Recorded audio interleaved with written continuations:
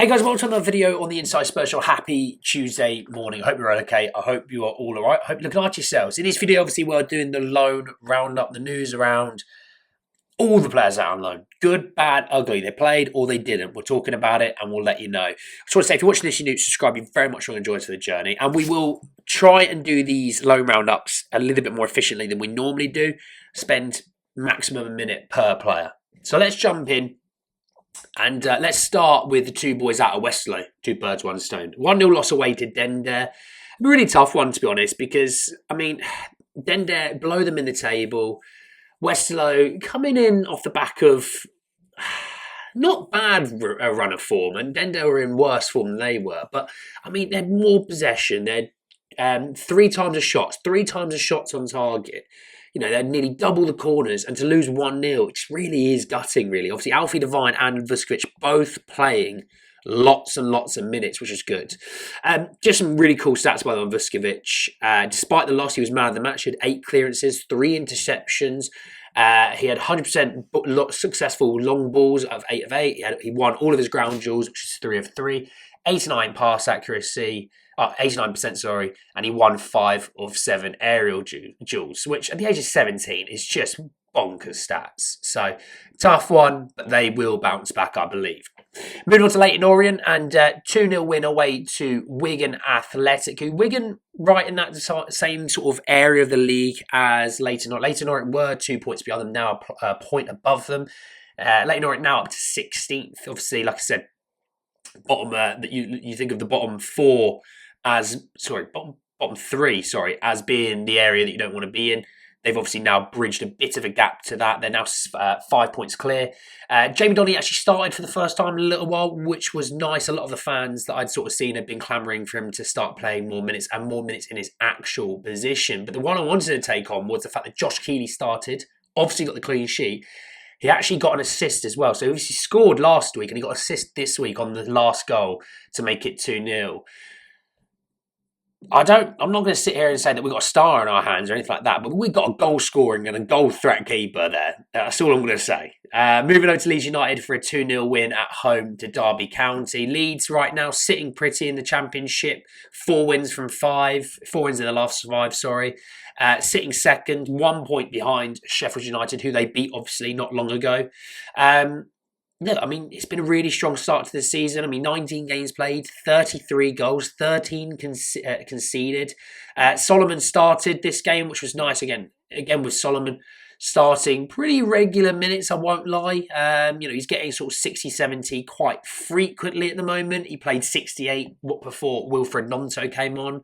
But again, with the Championship, you play 46 times a season in the Championship, you have to rotate. And they have depth in those attacking areas. Like I said, with Gnonto, with Brendan Aronson, with obviously Solomon himself. There's a lot of options in that attacking sort of 3, I guess you say 4 with a striker. Dan James, Ramazani, so plenty in there. Good result for them. And again, Derby, obviously not exactly the team that they're going to be dealing with come the end of the season. Derby down 16th, Leeds up in 2nd. It's a game that you have to win. And they dominated and they could have won by more.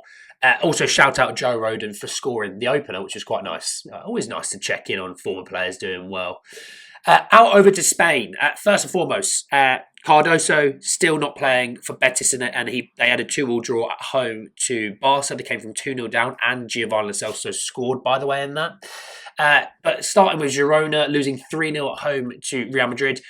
Brian Gil started in that game, and it was a game that I think Real Madrid kind of hit their stride a little bit. They'd struggled and faltered a little bit over the past few months, but looked a lot more like the Real Madrid that you would expect with the players that they do have. Brian Hill played 58 minutes. Danjuma came on for him. Apparently, Brian Hill had a really lively first 15 minutes, but didn't do much on for the rest of the game. And I think that kind of sums up Girona, because they started really well, and then Bellingham scores on 36th minute. So 1-0 half-time, nothing mental. And then Brian Hill, ironically, gets substituted only a few minutes after Arda Güler getting the second goal. And then actually a few minutes after that, Mbappe scored the third. So tough one for Girona. Sitting in 9th at the moment in the league. They're still 4 points off 5th. They are 10 points off fourth with a game in hand. So not all is lost at the moment. Still in the Champions League. I don't actually know how they're doing in the Champions League, but still in the Champions League. Brian's still doing well. Brian is still a Spanish international at the moment, which is good. Getafe news, they play tonight as I'm recording this on Monday. They play tonight against, not Getafe news, Espanyol news. They play away at Getafe. They play tonight at 8 p.m. So, obviously won't be talking about that. Also, back over to England with Barnsley. Barnsley losing 2-1. Matthew Craig, unused substitute again. It's a common occurrence at the moment. It's definitely a concern that he's not getting the minutes that we hope, but Barnsley did go down to 10. They did lose another central midfielder to a suspension, so you never know. He might at least get a few minutes off the bench coming forward. Notts County, by the way, postponed game at home to Colchester. Now, Notts County, for a while sitting in the top three, they're now down to 9th, obviously. Got a game in hand, so not all is lost, and you win that game in hand, you could potentially jump all the way back up to 4th again. MK Dons do have a game in hand on them, and they're 2 points clear, but not all is lost in that league. Plenty of games to go. Like I said, 46 games a season, plenty to go. 2.5. You've only played about a third of the season so far, so keep going, and hopefully Abbott continues to play well. And finishing off with Stoke City and their 2-1 loss away to Sunderland. Ashley Phillips playing the full 90, and Ashley's doing well at the moment. I mean, they had more of the possession as Stoke, and they created chances, but Sunderland created chance after chance after chance. And the fact that it was only 2-1 with the fact they had 25 shots, 10 on target, and 9 corners, it is impressive. But Stoke right now sitting in 15th. They are 10 points off of Blackburn, who are in 6th. Actually, 10 points off of Middlesbrough, who are in 5th. Obviously, Sunderland sitting in 4th at the moment. They're 3 points behind. Sheffield United are at the top. So Stoke City isn't going to really be down to these sort of games. Their sort of games will be against like your Derbys, your Norwiches, your Millwalls, your Coventrys, your Luton Towns, those sort of teams. And right now they're sitting 4 points off of the relegation zone. I don't think they're going to get relegated. I think they've got too many good players to get relegated. And in the irony of it all, in the Championship, a good 3-game stretch could have you miles clear of the relegation zone. It's one of those weird leagues that we saw last year that Millwall struggled for a while. Millwall hit form, because I was used to do these on Jaffet Tanganga. Millwall hit form and just pulled right away.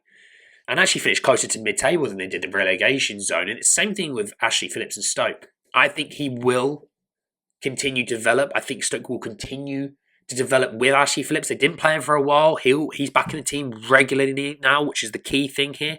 I think they'll be fine this season, so it's not a concern.